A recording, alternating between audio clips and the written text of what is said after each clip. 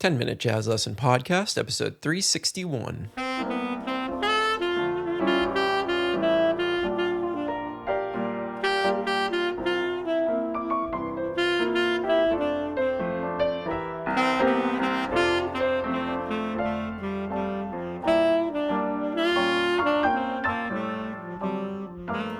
Hey everybody, welcome back into episode 361 of the 10-Minute Jazz Lesson Podcast. It is the last episode of the month of May, so you know what that means. We're going to take a look at our tune of the month, and this is going to be the final episode in our series on getting started with odd time signatures. We're going to finish it off by studying the great jazz standard, All the Things You Are, but doing it in 7 to kind of put a bow on everything that we've been talking about over the past 2 months. And I really hope that you've gotten something out of this series and that you can finally start to approach things that maybe you felt like before you'd never be able to do. And that's really the goal here. So before we jump into the show, just wanted to remind you that this is a listener-supported podcast, which means we rely on people just like you that enjoy the podcast to support us in the form of a small monthly donation. We use the Patreon platform for that, and you can find out all of the details by going over to our website, 10minutejazzlesson.com, clicking on one of the Patreon banners, or you can go to patreon.com and search for the 10-Minute Jazz Lesson Podcast. In return for that donation, you do get PDFs and audio examples with every single episode to help you along your learning journey. Wanted to give a quick shout out to Andy for editing their pledge from $3 up to $5 this month to get some of those extra benefits. And of course, to the over 350 people we have supporting this show, thank you. We could not do this without you. So again, 10minutejazzlesson.com, click on one of the Patreon banners and get yourself signed up today. So, as I mentioned, we are going to be looking at All the Things You Are, a fantastic tune, and the way that the melody kind of lines up makes it perfect for changing the time signature. And in the last episode, we talked about just playing the melody in 3/4 or 7/4. And this week I've prepared an etude for you over the time signature of 7/4 to actually get you reading some stuff over that new time signature and sort of wrap your head around playing some jazz language, but doing so in a pretty difficult, odd time signature, which is really going to be the goal of this entire series. And maybe you can use this etude as a jumping off point for starting to experiment with your own ability to come up with something on the spot over an odd time signature.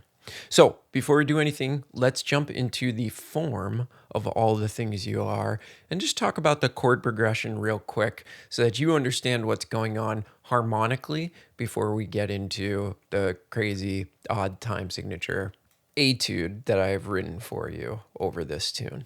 All right, so first we need to talk about the fact that All the Things You Are is a slightly odd form. It is 36 measures, and that has to deal with the last section being 12 instead of 8. There's just a little extension built onto it. This is an A, B, C, D tune, and that means that there's a lot of chords flying at you and a lot of different sections. And it is in the key of concert A flat, although we're going to see it modulates many, many, many times. All right, let's start with the A section. So the first thing that we see is a minor 6 chord. That moves to a 2 chord, which moves to a 5 chord, which moves to a 1 chord in the key of A flat. And then we go to the 4 chord. Then we see our first modulation. What we do is we jump up to the 5 chord in the key of C, and then we go to the 1 chord in the key of C.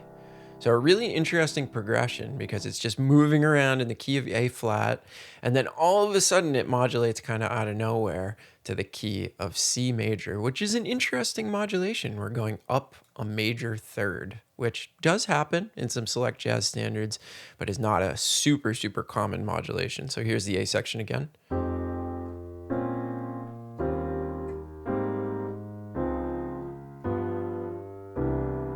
Really beautiful progression. Now, the B section is interesting because it does the exact same thing, but it starts out in the key of E flat major and then moves to the key of G major. So in the key of E flat, we get our 6, 2, 5, 1, 4, then 5 of G major to the 1 of G major.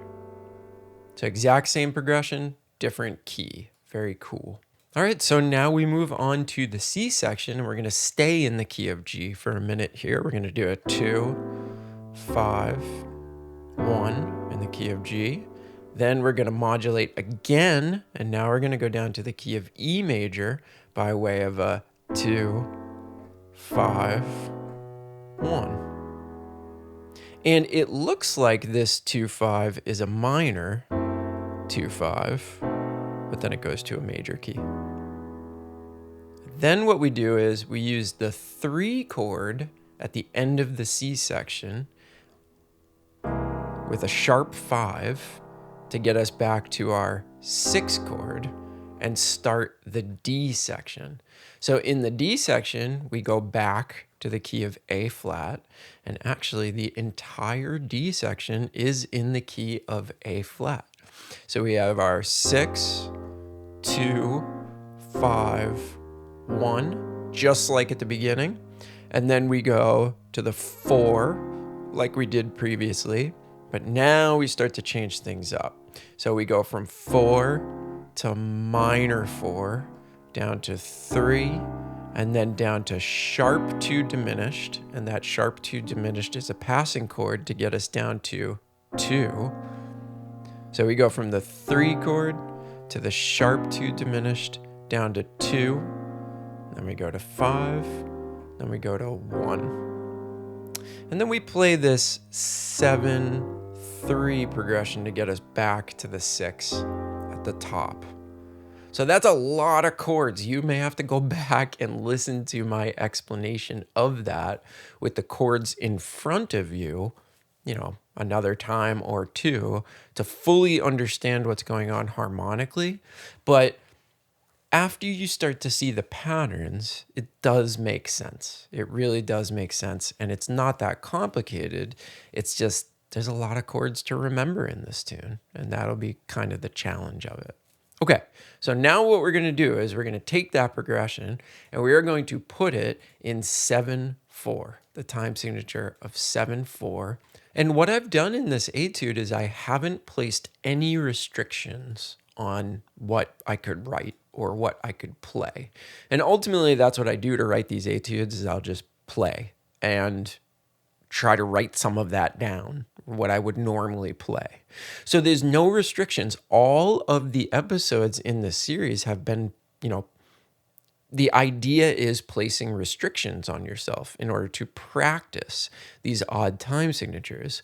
But what this etude is meant to be is a representation of what I might play over this tune in 7-4 if no restrictions were placed on me whatsoever. Now, when you go to practice this, it's going to feel really weird because it's almost 4-4, right? It's one beat shy of playing this in 4-4.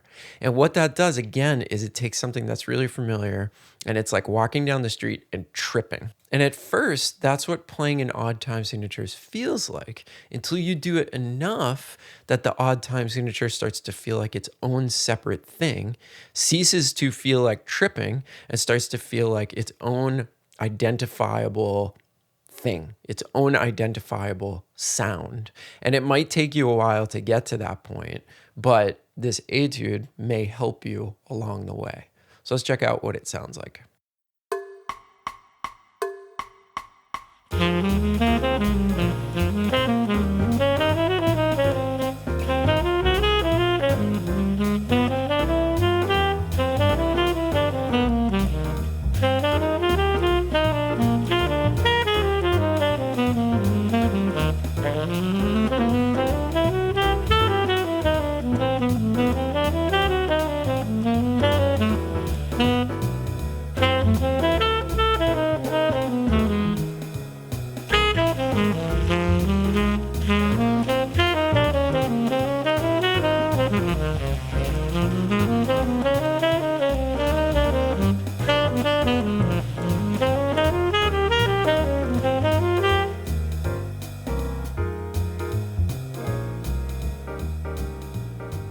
So even listening to that might be tough for you at first, but I promise if you dive into it and you really just start to think about it, start to normalize it, start to get used to it, it won't sound that weird.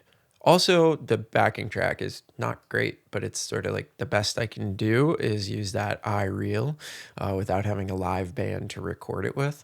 So that's the other thing is if you get together with some musicians who are adept at playing the odd time signatures, it'll sound a lot more natural than that backing track that's in there. Okay. But I hope this can be of some use to you. And again, I hope that this series was of some use to you. Let me know if you have any questions. And we will be back next month with a brand new series on something else. As always, I hope you're all staying safe and healthy out there. And remember, go to 10minutejazzlesson.com, click on one of the Patreon banners, or go to patreon.com and search for the 10-Minute Jazz Lesson podcast. And you can get your hands on that etude along with the backing track and all sorts of fun stuff over there. Thanks to everybody who is supporting us, and thank you to all of you for continuously tuning in to this show. It means the world to me. Talk to y'all soon. Have a great weekend. Bye.